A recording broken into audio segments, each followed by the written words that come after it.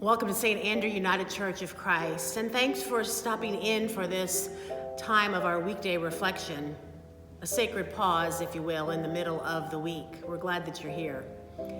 We've been doing a series that continues today, telling about things that happened in the United Church of Christ for the first time, for our denomination, and sometimes the first for all Christian Protestant denominations. The Wilmington 10 is the name by which this group of 9 black men and 1 white woman became known. They were wrongly convicted 5 decades ago in a civil rights era case where they were accused of firebombing a Wilmington, North Carolina grocery store. It was in 1971. One of the members who was arrested was Benjamin Chavis, who was a UCC justice worker. He later became on our United Church of Christ staff. There had been an evening of citywide protests and unrest, and that night the Wilmington 10 were arrested and convicted of the charges despite their pleas of innocence related to the firebombing. And the group included Ben Chavis from the United Church of Christ, who was the minister of civil rights and a community organizer for the United Church of Christ's Commission for Racial Justice. And so he was actually there that night because he had been sent in to help leaders talk about the civil unrest that was going on. And they were meeting at Gregory Congregational United Church of Christ in Wilmington. They were organizing protests to ensure that the area's schools were desegregated fairly. It was while he was there that he got caught up in the arrest.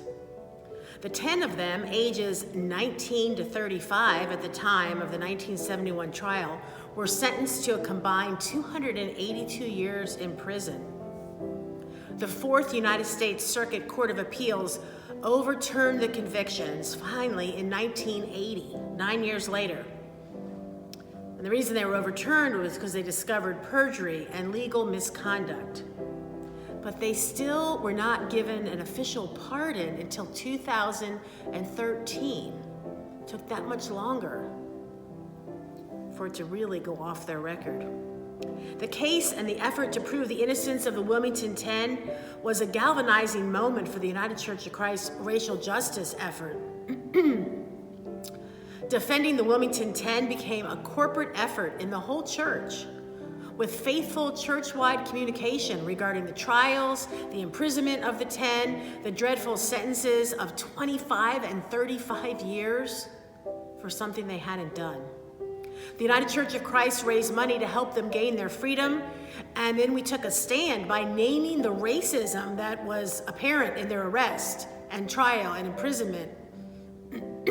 Excuse me. The United Church of Christ has always been a leader and prophetic witness for peace with justice.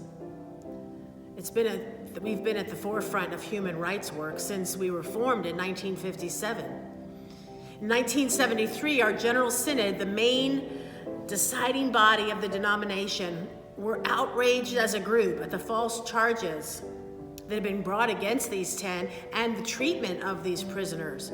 And so as a group, that General Synod of our United Church of Christ raised more than $1 million in bail to free the Wilmington 10. And as I said, they were finally completely exonerated just in 2013. Today, brown and black people are still more likely than white people to be wrongly accused, wrongly convicted, and incarcerated, and they're more likely to receive much heavier sentencing, including much more likely to receive the death penalty than are white people. So even as we celebrate our denomination's dedication to racial equality, we know there is still much more work to be done.